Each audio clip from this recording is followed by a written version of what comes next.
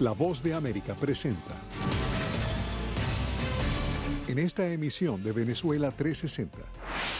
Human Rights Watch responsabiliza al presidente Nicolás Maduro por desplazamientos forzados. Hemos colocado en conocimiento de la Corte Penal Internacional, de la Fiscalía de la Corte, toda la información que hemos recabado, que son decenas de testimonios. El organismo asegura que el control del narcotráfico es el motivo del enfrentamiento entre grupos armados.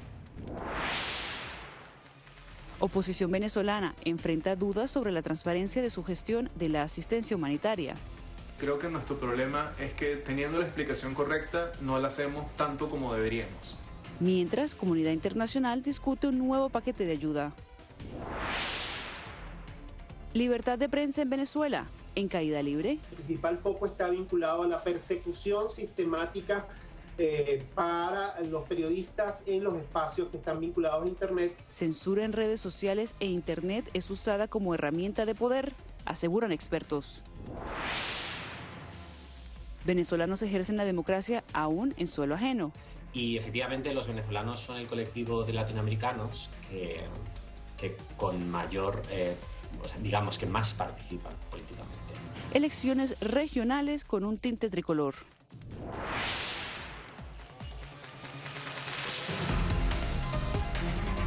Hola, ¿qué tal? Y bienvenidos a una nueva edición de Venezuela 360. Les saluda Cristina Caicedo Smith.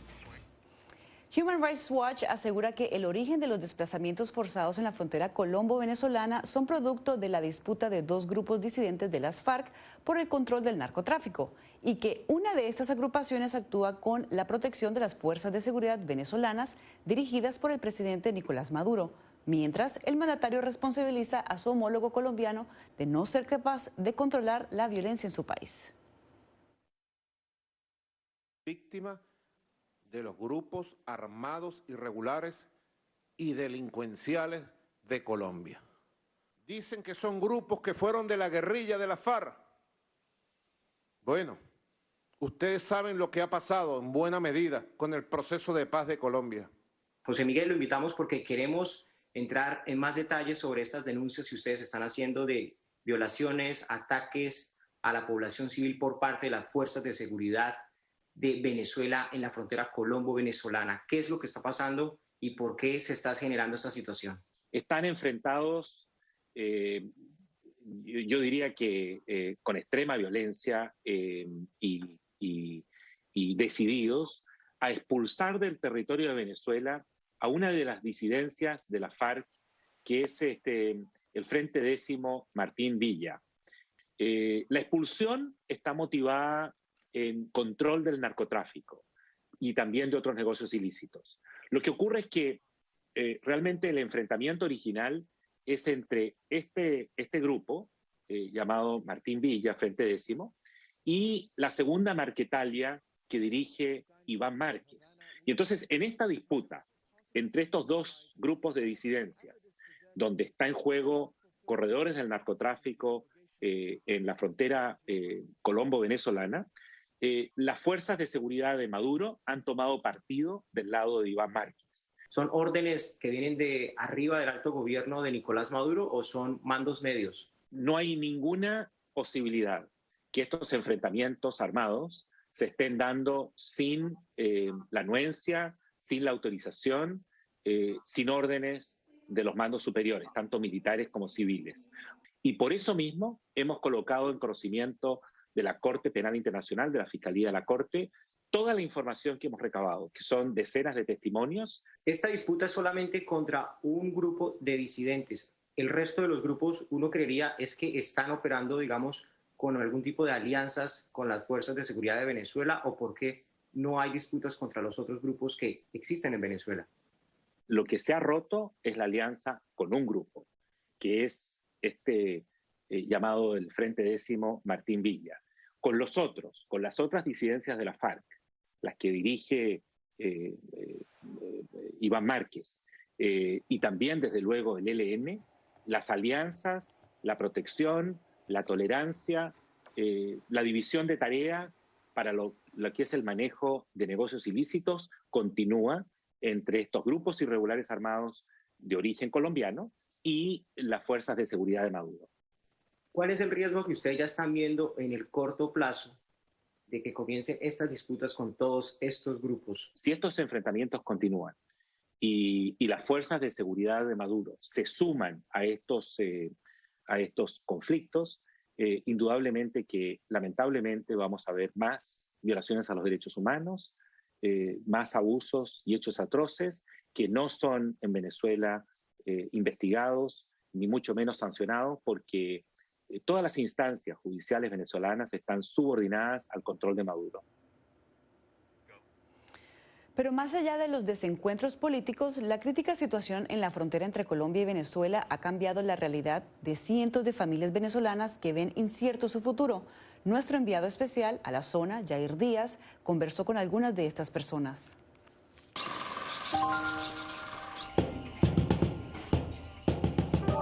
Pues nos mandaron a desalojar por el conflicto armado que hay allá. Con esta frase, Yerli Mangual resume la apresurada salida de su hogar, dejando atrás sus pertenencias y recuerdos. La familia que mataron en esos días, los sacaron de la casa, de su hogar, y se los llevaron y los asesinaron. Es una situación muy dolorosa.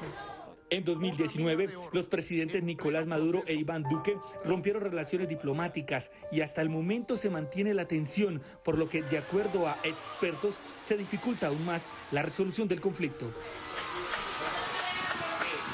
Este es el río Arauca, una de las fronteras colombo-venezolanas por donde cruzan decenas de ciudadanos venezolanos buscando alimentación, refugio y un mejor mañana.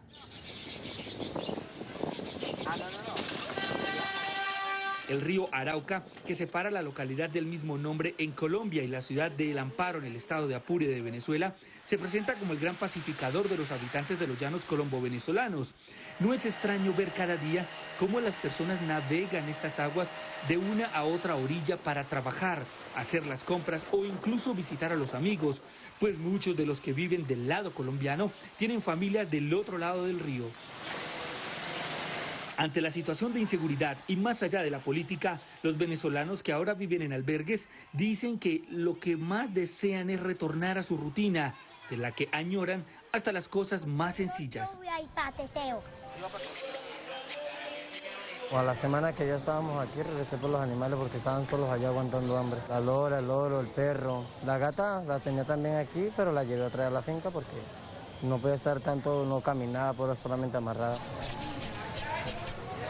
Con el pasar de los días, la esperanza se ve desplazada por la incertidumbre, el agradecimiento por la tristeza. Así cuenta Carlos Javier Sotelo, quien con tan solo 20 años de edad salió junto a su esposa, aunque encara su presente con humildad y entereza, dice que extraña su vida de antes. Y regresar allá, estar allá de nuevo, ¿ve? Porque estar aquí ahora es bien, pero a la vez está retirado de su casa, de su hogar, de sus tierras, de sus animales. Por lo menos se nos murieron las gallinas, patos, y el resto de gallinas por ahí cuando voy le echo comida, porque se han perdido muchas cosas. Pero no se pierden ni las raíces ni las ganas de regresar y que, como ellos mismos dicen, primeramente Dios cese el conflicto y renazca la oportunidad. Jair Díaz, Venezuela 360, Voz de América, Arauquita, Colombia. Hacemos una pausa, pero no se vayan porque a la vuelta hablaremos sobre las exigencias que tiene Estados Unidos para continuar con la ayuda humanitaria para Venezuela. Ya volvemos.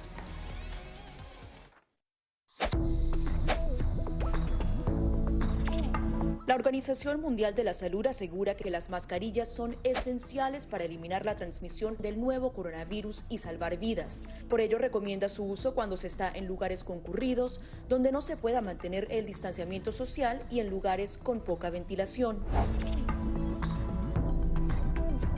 Cuando se habla de mascarillas para protegerse del COVID-19, se refieren generalmente a la mascarilla quirúrgica, el respirador N95 o las de tela.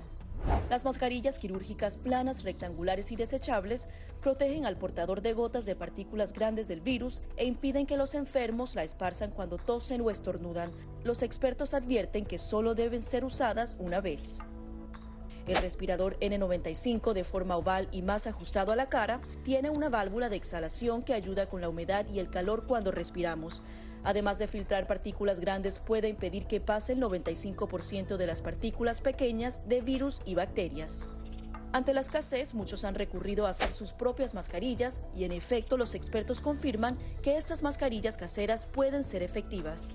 Las mascarillas nos pueden servir como una barrera aislante para las secreciones, pero tener mucho cuidado porque hemos visto gente que usa la mascarilla, pero al acomodarse la mascarilla se está tocando la cara, y eso es justamente lo que queremos evitar, es que la gente se esté tocando la cara en estos momentos, porque cuando uno está en lugares públicos puedes estar pasando la mano por una superficie que ha sido tocada por otras personas y que puede estar contaminada, y luego sin querer te puedes llevar la mano a la cara. Para más información visita nuestra página web y síguenos a través de las redes sociales bajo @Voz de América.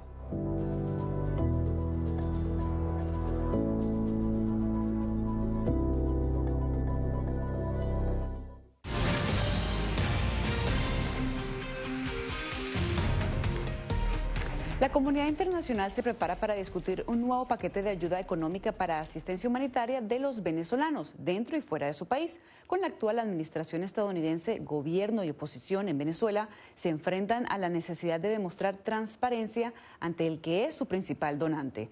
Natalie Salas Guaitero nos presenta el análisis.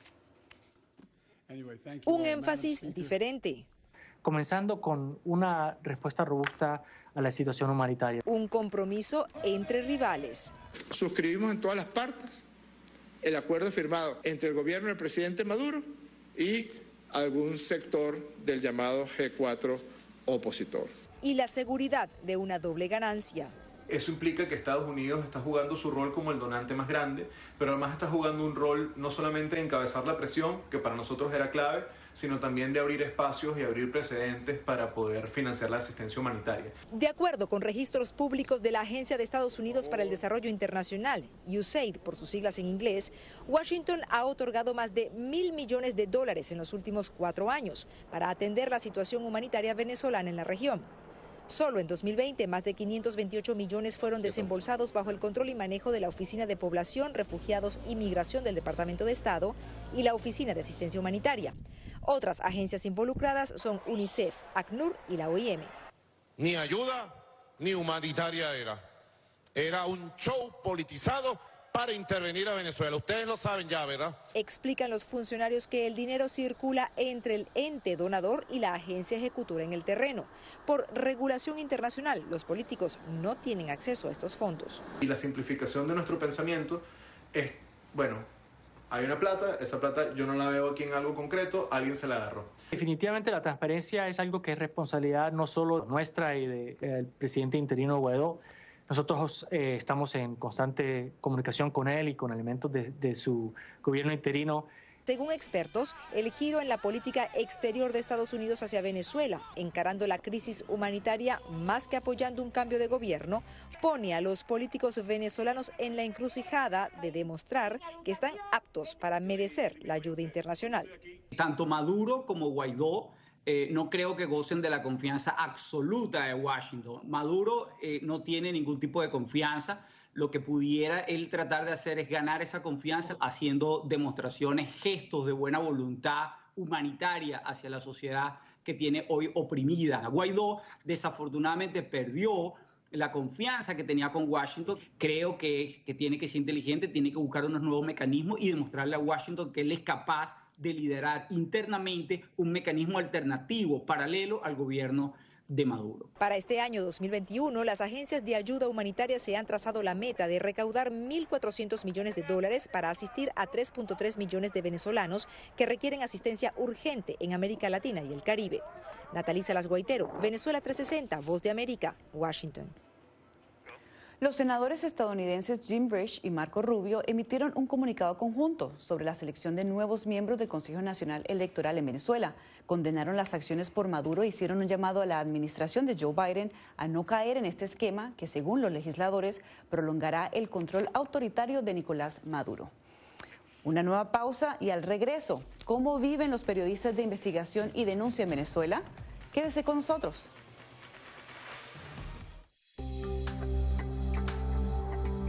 Además de asegurarse de tener un amplio suministro de alimentos en casa, a la gente también le preocupa el poder infectarse del COVID-19 a través de estos productos. La buena noticia es que los Centros para el Control y la Prevención de Enfermedades aseguran que los alimentos no son una vía de transmisión del virus.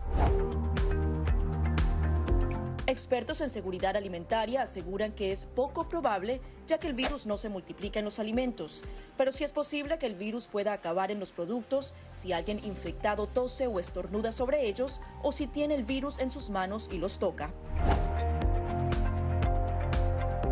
Según la Organización Mundial de la Salud, el virus es probablemente susceptible a las temperaturas normales de cocción. Por eso no es necesario cocinar los alimentos de forma diferente a lo que normalmente se hace. Lo sugerido es 145 Fahrenheit para cerdo, carne asada, filetes, chuletas y pescado, 160 para el huevo y la carne de res y 165 para aves, carne molida, guisos y sobras. Algunas personas piensan que sí, ya que los primeros casos fueron vinculados a un mercado de animales vivos en China. Sin embargo, no hay evidencia de que esto sea cierto. Según un artículo en la Revista Internacional de Higiene y Salud Ambiental, los principales síntomas han sido fiebre y aquellos relacionados con las vías respiratorias. Por lo tanto, el modo de transmisión debe ser respiratorio.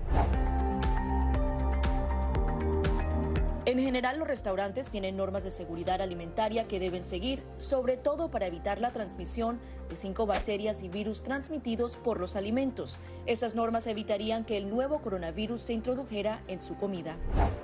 Para más información, visita nuestra página web y síguenos a través de las redes sociales bajo @Voz de América.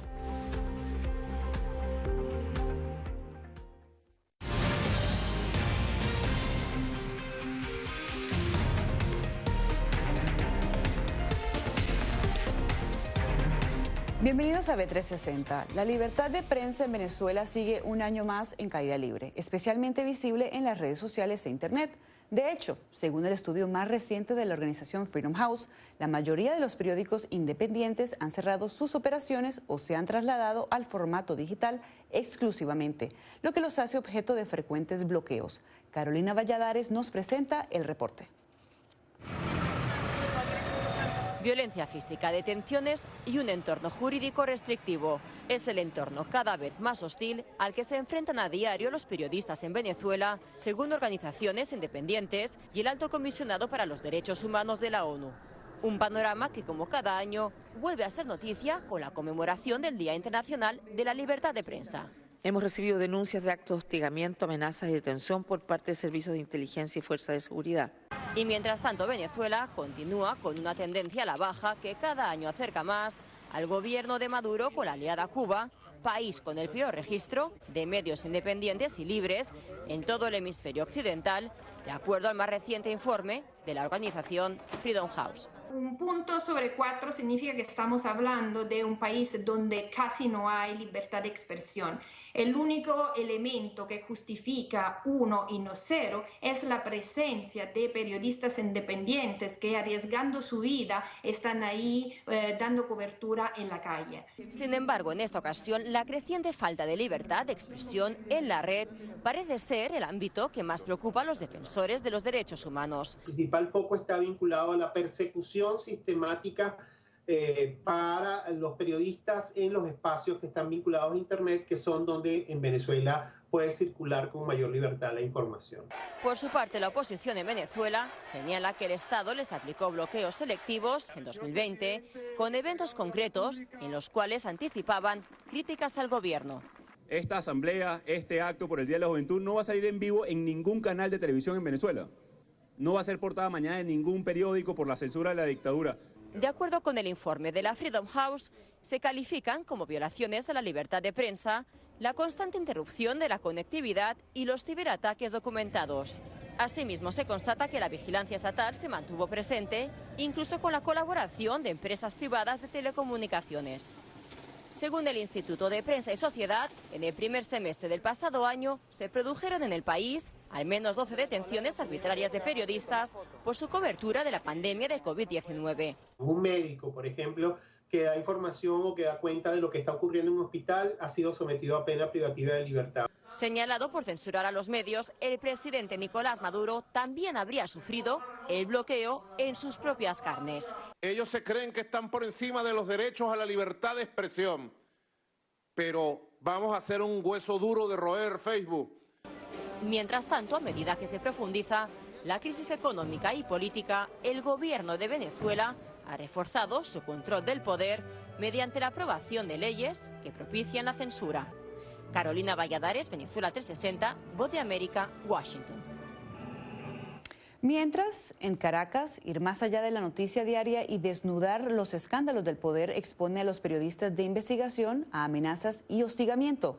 Quienes se mantienen en Venezuela aseguran que están al tanto del riesgo que corren, pero afirman que su compromiso con la verdad está por encima del temor. Adriana Núñez Rabascal nos amplía. Una mesa de redacción. Llevar adelante investigaciones contra el crimen organizado y la violencia policial por más de 2 décadas ha provocado que el miedo sea un elemento con el que la periodista Rona Rísquez convive a diario. Miedo de la persona o las organizaciones a las que estás investigando y también miedo de las acciones del Estado, si es que estas organizaciones no son del Estado. Por ejemplo, cuando estás investigando temas de crimen organizado, donde estás investigando grupos criminales, bandas, colectivos, megabandas, etcétera, estás en riesgo cuando estás trabajando con esto, o sea, buscando información sobre estas organizaciones criminales, porque bueno, son delincuentes, pero al mismo tiempo también estás en riesgo porque no tienes la garantía de que el Estado te va a proteger. O sea, no te va Es coordinadora del Monitor de Víctimas, una plataforma de recopilación de datos sobre asesinatos en Caracas. Por sus revelaciones sobre cómo actúan los grupos criminales, ha recibido amenazas. Pero en algunas ocasiones la cobertura de las megabandas ha llevado a que surjan comentarios que no he podido verificar si son ciertos o no, acerca de que, bueno, si sigues investigando te vamos a mandar a picar y cosas así, y que me los han hecho llegar a través de periodistas, colegas de la fuente policial. Develar la trama de corrupción en la venta de cajas de alimentos CLAP llevó en 2018 a 4 periodistas del portal web Armando Info a salir de Venezuela. Cuando se empiezan a tocar los intereses del poder a través del periodismo de investigación, casi de manera automática surgen este tipo de procesos. Marcos David Valverde forma parte del equipo de Armando Info que continúa en el país. Sabe que ir más allá del titular tiene riesgos. Y si uno pretende estar libre o eximido de este tipo de situaciones, es mejor que se dedique a otra cosa. Ambos periodistas coinciden en que las historias que narran ameritan una verificación exhaustiva de datos, pues de lo contrario podría haber consecuencias. O sea, es que si te equivocas puedes pagar con cárcel, con tu vida, con tu libertad y con la de tu familia. La mejor manera de uno protegerse es, por supuesto, blindando su investigación, siendo muy responsable, manejando tratando, por supuesto, de desarrollar en lo posible una hipótesis lo más clara posible y además manejando que esa hipótesis se pueda corroborar con la investigación. Según la ONG Espacio Público, en 2020 se registraron 935 violaciones a la libertad de prensa, entre las que destacan hostigamiento, amenazas y agresiones físicas, mientras el gobierno de Nicolás Maduro dice ser objeto de lo que califica como la canalla mediática destinada a propagar mentiras en su contra. Adriana Núñez Rabascal, Venezuela 360, Voz de América, Caracas. Nuestra última pausa y después conoce el impacto que tienen los venezolanos en la política española. Les tenemos los detalles al regreso.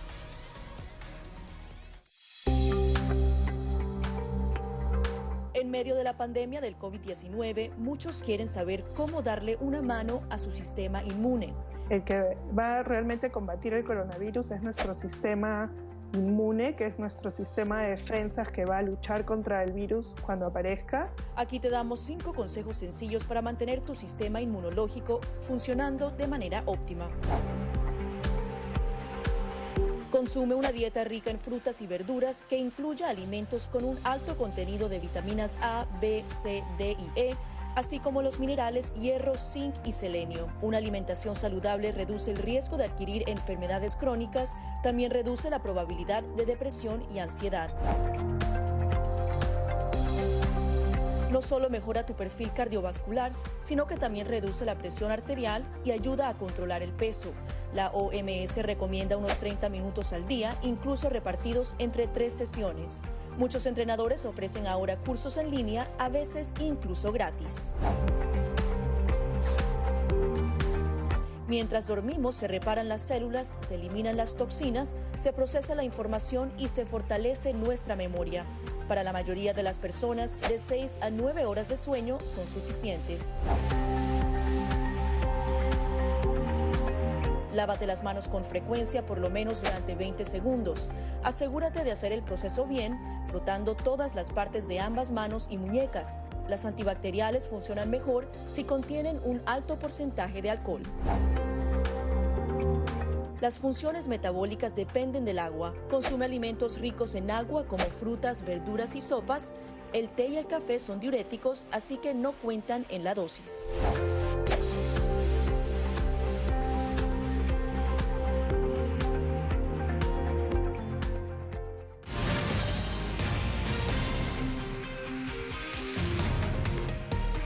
En España, los venezolanos conforman la comunidad latinoamericana más activa en política y muestra de ello fue su participación en las recientes elecciones de la Comunidad de Madrid. Julia Riera nos dice que, de acuerdo con expertos, esta diáspora es una de las que más atención pone en lograr su ciudadanía para participar plenamente en la democracia de este país. La comunidad venezolana en España crece a ritmo de vértigo. Según cifras del Instituto Nacional de Estadística, en 2020 había cerca de 190.000 personas de origen venezolano en el país, aunque se calcula que esta cifra es mucho mayor debido a los que se encuentran en situación irregular. Y aunque no todos están aptos para votar, los que sí pueden hacerlo participan de manera muy activa. De acuerdo al más reciente estudio sobre el voto latinoamericano en España, publicado en la American Behavioral Scientist, los venezolanos son el colectivo latinoamericano que más acude a las urnas. Y de hecho solamente les diferencia en 6 puntos en su participación respecto a aquellas personas que tienen una sola nacionalidad y es española. ¿Y qué tendencia política escogen por excelencia? Según el estudio, suelen apoyar a los partidos de derecha, igual que los cubanos y bolivianos. Sin embargo, aunque la población de origen latinoamericano en España supone el 7%, solo un 2% de los candidatos provienen de estos colectivos. En la reciente celebración de las elecciones autonómicas de la Comunidad de Madrid, cerca de 39.000 venezolanos ejercieron su derecho al voto. Entre ellas, Ligia Triana. Es una fiesta democrática, como lo hacíamos en nuestro tiempo en Venezuela. Nos sentimos muy orgullosos de poder votar. ¿Cómo se siente? Se siente feliz, se siente que valemos. Con solo 2 años de vivir en España, los venezolanos pueden optar a la nacionalidad. Si bien parece fácil, no todos lo logran, como es el caso de María Mercedes Esteves. Sí me hubiera gustado votar de alguna manera para contribuir a cualquiera de las cosas que puedan suceder. Organizaciones como el Venezuelan Business Club, que apoya al emprendimiento de venezolanos y su integración en diferentes países, promueve la participación más allá del gusto político. En el sur de la Florida ya los venezolanos han sido alcaldes, concejales, han tenido puestos políticos importantes. ¿Por qué no aquí en España? Si bien los venezolanos destacan entre los latinoamericanos como los más activos en política, por el momento no cuentan con un número importante de electores como ocurre con las comunidades de ecuatorianos y colombianos. Y precisamente por la cifra de electores registrados, expertos afirman que sería aventurado asegurar que los venezolanos son decisivos en cualquier elección de este país. Sin embargo, si siguen creciendo como comunidad, su fuerza electoral se irá incrementando año tras año. Julia Riera, Venezuela 360, Voz de América, Barcelona, España. Un alarmante aumento en el número de casos de malaria o paludismo tiene preocupados a muchos venezolanos. Incluso han superado los contagios de COVID-19. Ocurre en zonas al oriente del estado de Anzoátegui, donde algunos pacientes han contraído la enfermedad alrededor de 20 veces. Algo paradójico, ya que Venezuela fue pionera en la erradicación de la malaria en 1961. Y así nos despedimos de esta edición de Venezuela 360. Un gusto que hayan estado con nosotros. Síganos en nuestras redes sociales. Les informó Cristina Caicedo Smith. Hasta la próxima.